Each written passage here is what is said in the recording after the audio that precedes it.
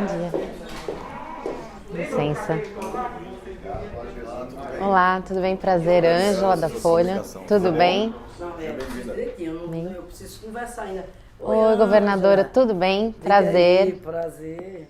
Em maio desse ano, eu fui até o gabinete da governadora Fátima Bezerra, do PT, para uma conversa. Desde o começo da pesquisa para esse podcast, eu queria visitar o Rio Grande do Norte, que é o estado que ela governa. Se você já ouviu os 2 primeiros episódios dessa série, sabe o porquê. Foi lá que teve início o direito ao voto feminino no Brasil, em 1927. Quando eu embarquei para Natal, a Fátima tinha acabado de voltar do interior. Eu estive lá sábado, lá na cidadezinha de Lages, lá onde exatamente ela nasceu. Lages é uma cidade de 11 mil habitantes, a 100 quilômetros da capital. Ela tinha ido lá para participar de um evento. Era uma festa. Teve show.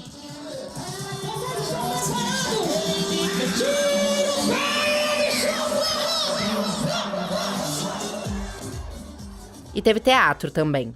Foi muito legal, tinha uma peça lá, até um grupo lá mesmo da cidade fez uma peça lá sobre a vida de Alzira e eu fiquei muito, muito feliz. A Alzira que a Fátima se refere é a Alzira Soriano. Ela é o motivo da festa. Todos os anos, Lages tira uma semana inteira para homenagear essa mulher. É que enquanto as brasileiras de outros estados ainda estavam esperando para votar, a Alzira dava um passo além. Ela era eleita. Em 1929, a Alzira se tornou a primeira prefeita do estado, do país e da América Latina. No discurso de posse, ela falou sobre a posição da mulher na política. Neste ambiente de liberdade de trabalho, de patriotismo e de tolerância, quem está lendo é a Andréia Araújo da Nóbrega. Tornou-se realidade o nosso sonho de igualdade política. A prova eloquente de reconstrução político-social caracteriza-se pela minha eleição ao posto de prefeita deste município. Eu queria ir para o Rio Grande do Norte não só para conhecer o lugar onde as mulheres votaram pela primeira vez, mas também para entender por que esse é um estado que costuma eleger mulheres. Quando a gente fala de igualdade de gênero na política, a gente está bem atrás dos nossos vizinhos. Na Argentina, as mulheres são mais de 40% do parlamento. No Brasil, a gente só tem 15% das cadeiras do Congresso. No Uruguai, quase 1/4 das prefeituras são ocupadas por mulheres. E por aqui, só 12% dos municípios têm prefeitas. Em 2018, a gente só elegeu uma mulher para comandar um governo estadual, a Fátima. Na hora em que eu estava lá, foi sexta-feira lá em Lages, participando dessas homenagens à Alzira, eu me dei conta de uma coisa. A governadora diz que parou para pensar que faz quase 100 anos que a Alzira foi eleita. E de repente cá estou eu, a única mulher governadora do Brasil. O que explica isso? Por que a luta pela emancipação política das mulheres é tão lenta? Essa é uma pergunta importante. E ela é o motivo desse podcast existir. Ela também guia o episódio de hoje, que vai contar quais são os caminhos que as mulheres encontraram para entrar na política. Eu sou Ângela Boldrini e esse é o Sufrágio, um podcast da Folha que tem apoio do Pulitzer Center for Crisis Reporting.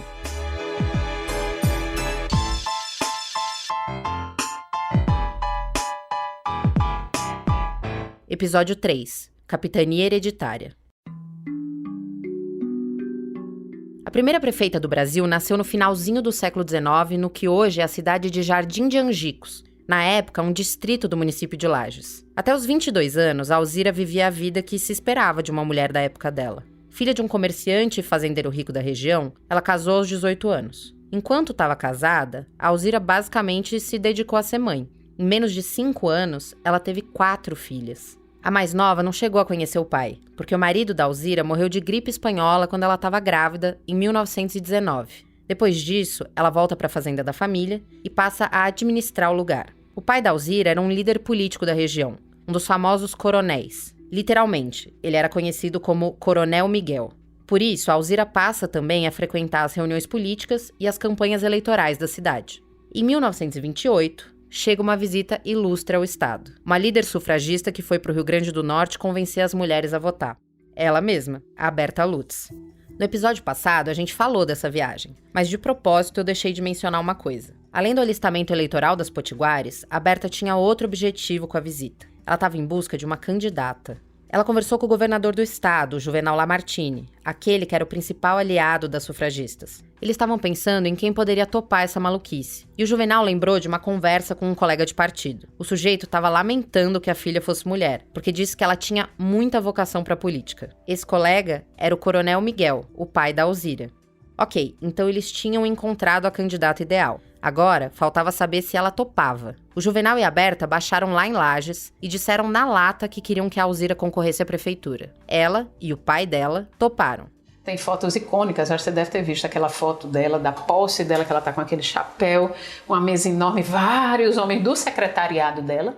Essa é a juíza eleitoral Adriana Magalhães, do Tribunal Regional Eleitoral do Rio Grande do Norte. A gente já ouviu ela no primeiro episódio dessa série. A Adriana está escrevendo um livro sobre a história das mulheres potiguares na política. Aos 32 anos, a Alzira foi eleita com 60% dos votos. Dizem que o outro candidato ficou tão humilhado por ter perdido para uma mulher que foi embora do estado. A foto que a Adriana citou mostra a Alzira de pé, na ponta de uma mesa, olhando para a câmera. O vestido e o chapéu que ela está usando são claros. Numa foto em preto e branco, isso deixa mais forte o contraste entre a prefeita e os homens de terno em volta dela. Veja bem, uma mulher que assumiu como prefeita, a secretariado dela não tinha nenhuma outra mulher, mas tinha vários homens. Tá ela postada ao centro, cercada de vários homens. Bom, a política local não ia mudar da noite pro dia, né? E muita gente nem aceitava ter uma mulher na prefeitura. Mas a Alzira era braba. A Adriana contou de um dia que a prefeita foi ofendida por um adversário político. Ela já eleita disse que ela andando, ela foi interpelada por um homem da cidade dizendo que lugar de mulher deveria ser em casa, cuidando dos filhos, porque eles diziam que são mulheres de vida fácil. Que iriam estar nos espaços públicos, nas arenas públicas, discursando em palanques e falando que as mulheres de vida fácil que eram dadas a esse tipo de coisa, ao que ela respondeu com um belo soco na cara do interlocutor. A Alzira quebrou os óculos do sujeito. E isso ficou conhecido em toda a cidade, porque disseram então que, além de boa política, ela tinha boa pontaria e era muito destemida. O governo da Alzira costuma ser retratado como um período de boa gestão. Ela teria organizado o caixa da prefeitura e arrumado coisas como a iluminação e a limpeza da cidade. Um jornal da época até falou que ela cuidava disso por causa da vocação de dona de casa. Como se resolver essas questões não fosse o trabalho do prefeito. Só que a primeira prefeita do Brasil não chegou a terminar o mandato. O golpe de Estado que colocou Getúlio Vargas na presidência do país derrubou um monte de políticos. A Alzira, que tinha apoiado o candidato paulista Júlio Prestes contra a chapa do Vargas na eleição de 30, deixou o comando de Lages. Ela só foi voltar para a vida pública em 1947, como vereadora. A primeira eleição em que as brasileiras puderam votar e se candidatar aconteceu em 1933, para escolher os deputados que iam escrever a nova Constituição. 19 mulheres tentaram uma vaga e uma foi eleita. A médica Carlota Pereira de Queiroz foi a nossa primeira deputada federal. Ela vinha de uma família super tradicional do interior de São Paulo. Ser paulista, inclusive, era tipo a principal bandeira da Carlota enquanto política. Isso porque ela se lançou na vida pública durante a Revolução de 1932, quando São Paulo se revoltou contra o governo Vargas. A Carlota, que era médica, se juntou com outras centenas de mulheres para cuidar dos feridos. As tropas paulistas foram derrotadas e, em 1933, ela se candidatou como uma opositora ao governo e recebeu mais de 170 mil votos. A Berta Lutz também se candidatou nessa primeira eleição. Ela recebeu 38 mil votos e acabou virando suplente, que é tipo um reserva que entra em campo quando algum deputado eleito não pode exercer o mandato por algum motivo. Em 1936, um deputado morreu e a Berta foi chamada para o lugar dele. Ela virou a segunda deputada federal do país. Só que o mandato dela acabou sendo bem curto. Em 10 de novembro de 1937, o presidente Getúlio Vargas fez um pronunciamento ao povo brasileiro. As exigências do momento histórico e as solicitações do interesse coletivo reclamam, por vezes, imperiosamente, a adoção de medidas que afetam os pressupostos e convenções do regime, os próprios quadros institucionais, os processos e métodos de governo. Começava o Estado Novo. Ou seja, tchau democracia, tchau Congresso, tchau deputadas. É irônico que um golpe do mesmo governo que instituiu o direito de votar e de ser votada tenha privado de novo as mulheres da vida política. A Alzira, a Carlota e a Berta têm uma coisa em comum. Aliás, duas. A primeira é que nenhuma das três tinha marido quando se candidatou. A Alzira era viúva e a Carlota e a Berta nunca casaram. Naquela época, casar significava entregar a vida toda na mão do marido. Por causa das leis brasileiras, as mulheres casadas tinham que pedir autorização para tudo. Talvez por isso, boa parte das sufragistas e políticas dessa época nunca tenham entrado num casamento. A segunda coisa que une as três é que todas vieram de famílias ricas e poderosas. E isso é um componente importante da trajetória delas.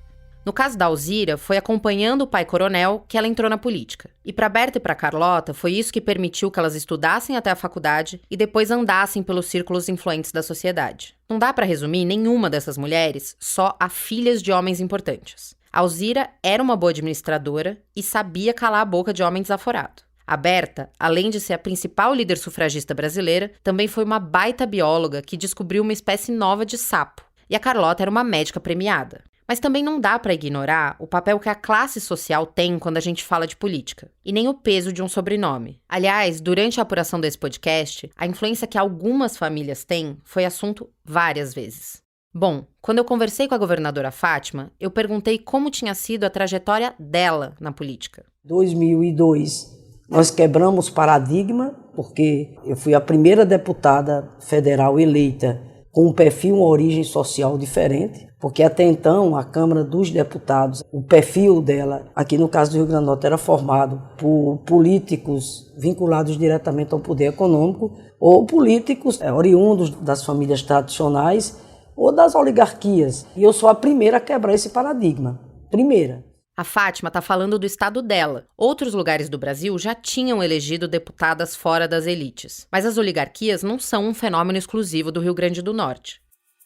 Não dá para negar que uma parte importante da nossa política é mesmo composta por uma meia dúzia de famílias que vão se mantendo na carreira geração após geração. A vitória de ACM Neto marca a volta à Prefeitura de Salvador do grupo político criado por seu avô, o senador Antônio Carlos Magalhães. O senador Renan Calheiros e o filho dele, o governador de Alagoas, Renan Filho. Os 3 filhos do presidente, o vereador Carlos Bolsonaro, o deputado Eduardo Bolsonaro e o senador Flávio Bolsonaro. Pedro Cunha Lima vem de uma família tradicional na política, filho do ex-senador Cássio Cunha Lima e neto do ex-governador Ronaldo Cunha Lima. E eu comecei a reparar que pessoas diferentes com quem eu estava conversando usavam uma mesma expressão para descrever esse fenômeno da política brasileira: capitania hereditária. Ninguém estava falando daqueles pedaços de terra que o rei português deu para uns nobres lá no século XVI. Era sobre hoje mesmo. Isso me fez querer entender melhor não só quantas são, mas quem são as mulheres que entram na política institucional e como o lugar de onde elas vêm molda o tipo de desafios que elas vão enfrentar.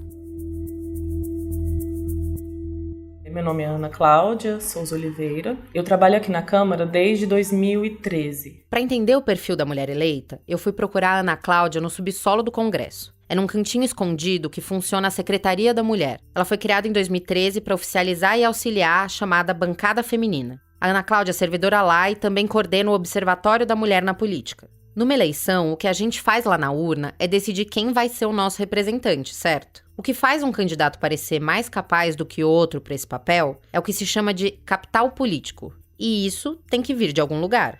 Capital político é uma coisa que se constrói de várias formas. Uma delas é familiar, a origem é familiar. E muitos homens têm isso também, né? São filhos de fulano, netos de Beltrano e irmãos de não sei quem, e aí um vai levando o outro. Os estudos sobre as mulheres eleitas para a Câmara ao longo de várias legislaturas mostram que tem basicamente 3 caminhos para elas chegarem lá. A família, o movimento social e ser famosa por algum outro motivo, tipo ser atleta, artista ou até influencer. A Ana Cláudia diz que a bancada feminina atual é diferente das que a gente tinha visto até 2018. Vários fatores têm a ver com isso, como o assassinato da vereadora Marielle Franco e o apoio do presidente Jair Bolsonaro a algumas candidatas. Mas antes disso era muito comum, e tinha até estudos que apontavam isso, que a maioria das mulheres eleitas eram esposas de alguém, filhas de alguém. Uma reportagem da Folha, publicada em outubro de 2006, anunciou um recorde de mulheres eleitas naquele ano. 46 deputadas chegaram à Câmara.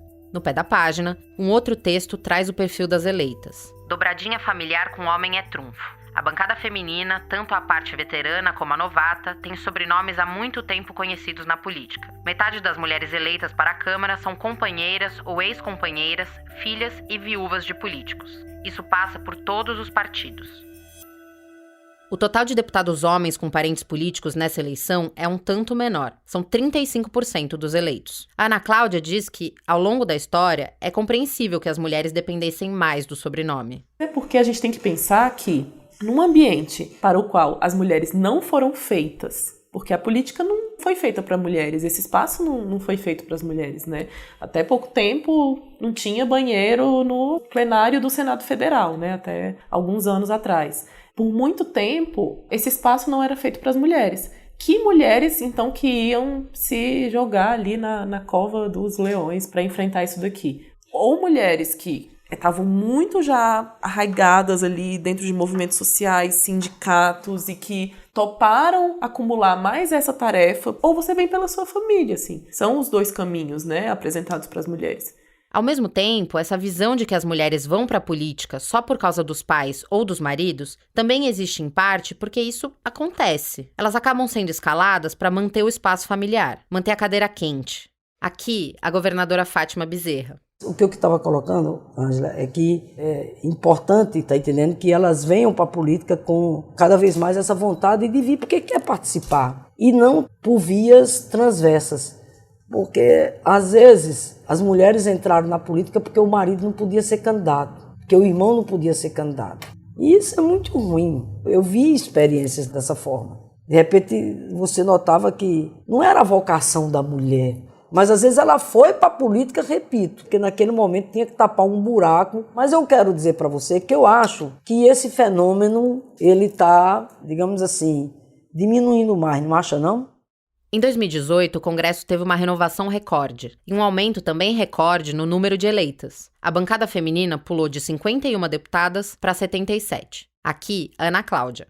A minha sensação é de que, da legislatura anterior para cá, esse perfil deu uma diminuída, assim. Agora eu já percebo mulheres que não têm nenhuma conexão política, vieram porque eram líderes em associações, ou mesmo estavam na TV ou nas redes sociais, enfim, influentes, ou eram de movimentos sociais. Percebo muito menos, pelo menos as mais, né, que a gente sabe o histórico delas, né, que a gente conhece, que estão mais na mídia. Mas o capital político familiar não sumiu. A mulher do candidato do União Brasil ao governo do Ceará, o capitão Wagner, quer uma vaga na Câmara pelo mesmo partido. Hoje, quem é deputado é o marido, e o nome de urna dela é Daiane do Capitão. A mulher do ex-juiz e ex-ministro Sérgio Moro, Rosângela Moro, do União Brasil, vai estar na disputa também. E ela está pronta também, não só para me representar e os valores e princípios que eu acredito, mas o delas próprias. O nome dela surgiu depois que a Justiça Eleitoral proibiu o marido de disputar um cargo em São Paulo. Não é só quando a gente fala de eleição para o Congresso que a origem dos candidatos tem peso. As disputas de governo do Estado costumam ser um desfile de sobrenomes conhecidos, para homens e para mulheres. A eleição para o Comando Estadual de Pernambuco esse ano não foge a essa regra. Os 5 principais candidatos vêm de famílias políticas. Aqui em Pernambuco, por exemplo, na história do Estado, somente 4 mulheres foram deputadas federais. Essa é a deputada federal Marília Reis, do Solidariedade. Ela lidera a disputa para o governo estadual. E nunca teve uma governadora, nunca teve uma presidente da Assembleia, presidente da Câmara do Recife, senadora. Na terceira viagem para essa série, eu fui acompanhar uma situação inédita no estado e muito rara no Brasil. Ter 2 mulheres disputando uma corrida estadual com chances reais de chegar na cadeira. Elas são a Marília e a ex-prefeita de Caruaru, Raquel Lira, do PSDB. Só 6 estados brasileiros elegeram governadoras, e menos ainda reelegeram. O campeão dessa lista acho que dá para adivinhar, o Rio Grande do Norte. Antes da Fátima, que agora tenta a reeleição, o estado teve outras 2 mulheres no comando. Em Pernambuco a situação é bem diferente. Em 2018, a candidata mais votada teve menos de 5%. E em 2014 e 2010, por exemplo, nem teve mulher no páreo. A minha primeira parada no estado foi o escritório do Solidariedade no Recife, o quartel-general da candidatura da Marília. Eu acho que é muito bom, no estado em que a gente tem tão pouca representatividade, que a gente tenha mulheres disputando a eleição com condições reais de ganhar, porque sequer houve mulheres disputando o governo com essa condição de ganhar a eleição. Então eu acho que essa é uma grande evolução e que a gente tem que aproveitar para falar sobre o que é que a falta das mulheres nesses espaços de liderança, de decisão, refletem na falta de políticas públicas também que são implementadas. O prédio parecia um formigueiro, de tanta gente correndo para lá e para cá nos corredores. E a campanha nem tinha começado oficialmente ainda. O Solidariedade é o terceiro partido da Marília. Ela já passou pelo PT e começou a carreira no PSB. Esse é o partido que o avô dela, Miguel Arraes, presidiu. Até hoje, a maior parte dos herdeiros políticos do Arraes estão nele, como o prefeito do Recife, João Campos, que é primo da Marília. Eu sou de família de político e sou fora da zona de conforto, né? Porque eu disputo em oposição a quem está no poder, que é uma parte da minha família. Então, apesar de eu ter o sobrenome, de eu ter muito orgulho de ser neta de Arraes, eu estou em oposição a uma parcela da minha família que está no poder. Em 2020, ela disputou o segundo turno da eleição municipal justamente contra o primo, que é filho do ex-governador Eduardo Campos. Eu perguntei para Marília se ela já tinha sido questionada enquanto política por causa da origem familiar. No início sim, depois não, porque hoje eu tenho muito orgulho de ser neta de Arraes, eu sigo os princípios que aprendi com ele, mas as pessoas têm consciência do caminho que a gente construiu, hoje mais não. Mas no início, sim. Mas também já sofri, inclusive, ataques políticos por conta de minha imagem. Quando eu rompi com o PSB aqui, picharam mais de 30 muros da cidade. Marília Arraes, gorda, faziam uns memes com um desenho com minha cara de uma pessoa gorda, enfim.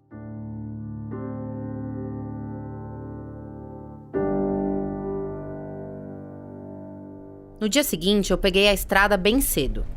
Em 100 metros, você chegará em Rua Francisco Joaquim. Acho que é aqui, ó, pra frente. Eu tinha marcado de encontrar a Raquel Lira em Caruaru. Ela foi prefeita dessa cidade do agreste pernambucano de 2016 até abril desse ano, quando saiu do cargo para concorrer ao governo do estado. No caminho, eu fui pensando sobre essa questão dos sobrenomes e sobre a entrevista com a Marília, que é brigada com uma ala da própria família. Isso me fez lembrar de uma coisa. Quando eu me mudei para Brasília para ser repórter de política da Folha na capital, eu encaixotei todos os meus livros para trazer na mudança. Menos um, que ia viajar comigo. Eu estava lendo a biografia do Tancredo Neves, escrita pelo jornalista Plínio Fraga. O Tancredo é avô do Aécio Neves, que já foi candidato a presidente, senador, governador e deputado. O Tancredo também é avô da Andréia Neves. Foi um trecho sobre ela que eu lembrei quando eu estava na estrada em maio. Em todos os seus mandatos, Aécio teve como principal influência e conselheira a irmã Andréia Neves. Tancredo via nela real talento político, mas lamentava que as mulheres enfrentassem dificuldades maiores do que os homens na construção da carreira eleitoral. Essa avaliação impediu que estimulasse a neta a disputar cargos públicos. Não é segredo para ninguém que a Andréia Neves é uma influência grande para o irmão. Eu só não sabia, até aquele momento, que o Tancredo via nela um grande talento para a vida pública, mas que o gênero era uma barreira. Ela não foi incentivada a usufruir desse privilégio de já ter nascido com capital político por ser mulher. Quando eu pensei sobre esse trecho do livro, na hora eu lembrei do pai da Alzira Soriano se lamentando que a filha não era um filho. Não dá para negar que as herdeiras políticas partem de um lugar privilegiado na hora da eleição. Mas dentro do universo das famílias, será que essa diferença entre herdeiros e herdeiras ficou no passado? Bem, quando eu era pequenininha, de fato, né? Quando meu pai foi prefeito a primeira vez na minha cidade de Caruaru, eu tinha 9 anos. E eu olhava assim e dizia, mas João só tem filha mulher, e quem será o herdeiro político, né? Essa é a Raquel. Ela é filha do ex-governador João Lira Neto, que por sua vez é filho de um ex-prefeito de Caruaru. E ainda me perguntava uma coisa mais grave, que era assim, teu pai não ficou triste por não ter um homem, não ter um filho homem? Eu disse, poxa, ele me mostra que é uma pessoa super feliz, agora você precisa perguntar isso a ele.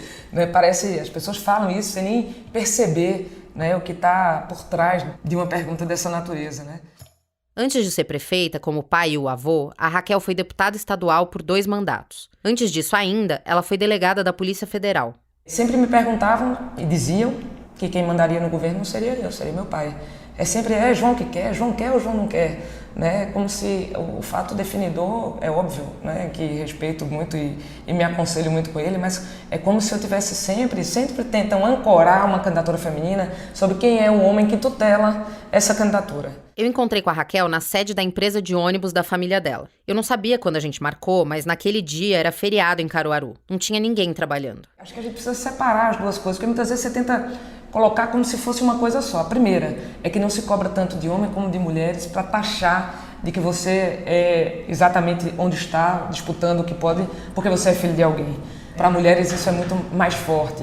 A segunda coisa é que há pessoas que despertam um interesse pela política pelo fato de ter pessoas que também fazem política na sua casa. Eu nasci nisso, né?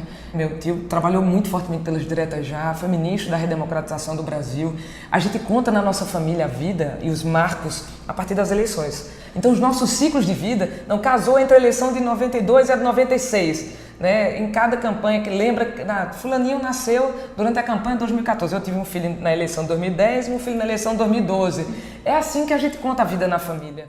Em 2016, a Raquel foi a única mulher no país que venceu um segundo turno na eleição municipal. Eu já era curiosa sobre o espaço feminino nesse universo da política e falei com ela logo depois do resultado. Eu perguntei por que tão poucas mulheres eram eleitas. Naquela época, ela me disse que a principal dificuldade para as candidaturas femininas era o espaço nos partidos. Agora, em 2022, eu queria saber se a opinião dela continuava a mesma. Se você olhar qualquer reunião da executiva de partido, executiva nacional, começa pela executiva nacional do partido, são homens. Presidentes de partido, imensa maioria é de homens. Se tem presença da mulher, mas é composta com base, com pensamento de homens. Para mim, precisaríamos estruturar lei para a organização partidária, para colocar exigência de cota de mulheres para dentro dos partidos. A gente evoluiu pouco. A gente evoluiu pouco. Em algumas parcelas da população, a gente evoluiu menos ainda. Lembra daqueles 3 caminhos que a Ana Cláudia, do Observatório da Mulher na Política, falou que existem para as candidatas? A família, o movimento social e ser famosa antes da política? A política brasileira, além de masculina, é muito branca. Isso significa que as famílias que estão há gerações acumulando capital político são, majoritariamente, brancas também. No caso das mulheres negras, a principal forma de acesso à política institucional é o ativismo. E elas ainda são a minoria da minoria no parlamento, embora na vida real sejam quase 30% da população brasileira. Um estudo publicado em 2020 por 2 doutorandas da PUC do Rio Grande do Sul mostra essa disparidade. Das 466 mulheres que já foram deputadas federais, 91% são brancas. Pretas e pardas somam juntas menos de 10%. A pobreza, ela também tem cara, né? E ela tem cor. Ela tem a cara maior das mulheres, inclusive as mulheres negras. As estatísticas mostram exatamente isso, né? Levando em consideração ainda toda aquela visão tradicional do papel da mulher. É assim ainda, né? Que a sociedade se organiza. Então, quanto mais pobreza também, mais vai sobrar para as mulheres, né? A falta de creche. A falta, por exemplo, de estrutura para cuidar dos nossos idosos, das nossas idosas, entendeu? Então, isso afeta mais ainda a vida das mulheres naquilo que se convencionou chamar da dupla, tripla jornada de trabalho. E, naturalmente, isso, claro que inibe as mulheres, né? Inibe as mulheres de repente, por exemplo, as mulheres terem mais condições de se lançar a outros desafios, inclusive no campo da disputa, né, política ou em outras instâncias. Não é fácil. Como a maioria das mulheres negras, a Fátima chegou à vida pública pelo caminho dos movimentos sociais. Para ela, a porta de entrada foi a universidade. Como estudante, eu participei daquele Congresso de Reconstrução da UNE em 1979. Em seguida eu começo a atuar, professora da rede estadual de ensino, da rede municipal, paralelamente à minha participação no movimento sindical, e daí termino sendo convocada para participar da luta partidária também. Quando a gente fala desse tipo de capital político, não está falando só daqueles à esquerda, embora esse seja o caso da Fátima. Várias mulheres negras chegam à política através da comunidade de igrejas evangélicas, por exemplo. Aliás, a bancada feminina da Câmara tem parlamentares de uma ponta a outra do espectro político. Em 2018, se elegeram 9 mulheres do PSL, o então partido do Bolsonaro, e 10 do PT. Essa diversidade ideológica tem gerado atritos dentro do grupo que costuma votar junto nos assuntos considerados de interesse das mulheres. Esse voto combinado é bem comum no Congresso. É que as bancadas são os grupos de parlamentares que defendem um mesmo interesse. Tem as mais famosas, tipo a da bala, da Bíblia, mas no Congresso, tudo é lobby. Um projeto de lei só vai pra frente se tiver quem esteja disposto a brigar para fazer ele andar. Por isso é importante ter um parlamento diverso. E tem grupos se organizando para chegar nesse espaço em 2023. Está em processo de transição a fotografia do poder no Brasil. A Erika Hilton é vereadora em São Paulo pelo PSOL e está concorrendo a uma vaga na Câmara dos Deputados em 2022. A minha presença aqui na Câmara Municipal ou de outras parlamentares únicas em seus parlamentos significa que a pauta indígena, a pauta trans, ela estará colocada sobre a mesa. A candidatura da Érica quer romper mais uma barreira na política. Nunca uma mulher trans foi eleita para o Congresso. Nesse ano, ela e outras candidatas em todo o país estão tentando formar uma bancada para defender os interesses das pessoas trans em Brasília. Não significa que em todas as vezes nós conseguiremos avançar, porque a resistência, ela é avassaladora. Mas nós temos a certeza de que haverá enfrentamentos, haverá resistência, haverá um debate e nós avançaremos em um ponto ou em outro. Então, a nossa presença nesses espaços significa ganhos para os nossos grupos, mas também ganhos a toda a sociedade. Porque quando as populações indígenas avançam, quando a população LGBT avança, a sociedade automaticamente passa a avançar também. Essa engrenagem roda e a nossa presença faz com que essas pautas não sejam esquecidas, com que esses grupos não morram no silenciamento, no anonimato e no esquecimento, que é o que acontecia até a gente ocupar o parlamento, né? Na semana que vem, a gente discute por que é importante ter mulheres eleitas e como a presença delas na política impacta a nossa vida. O Sufrágio é um podcast da Folha realizado com o apoio do Pulitzer Center for Crisis Reporting. Segue a gente no seu tocador favorito e dá uma nota. Eu sou a Ângela Boldrini e a idealização, pesquisa, reportagem e roteiro são meus. A produção é da Jéssica Mais e a edição de som é da Laila Moalen. A coordenação é de Magê Flores, que também editou o roteiro desse episódio. A identidade visual é da Catarina Pignato e a divulgação é feita pelo Naná De Luca e pelo Matheus Camilo. A gravação foi feita no Estúdio Madruga, em Brasília. A gente usou áudios do Arquivo Nacional, da Globo News, do UOL e da TV Globo. Eu queria agradecer a Cíntia Carolina Bezerra Brasileiro, Guia Dantas, Ícaro Carvalho, Udimar Pessoa e ao melhor motorista repórter de Pernambuco, o Luciano Amâncio. O próximo episódio sai na quinta que vem. Até lá!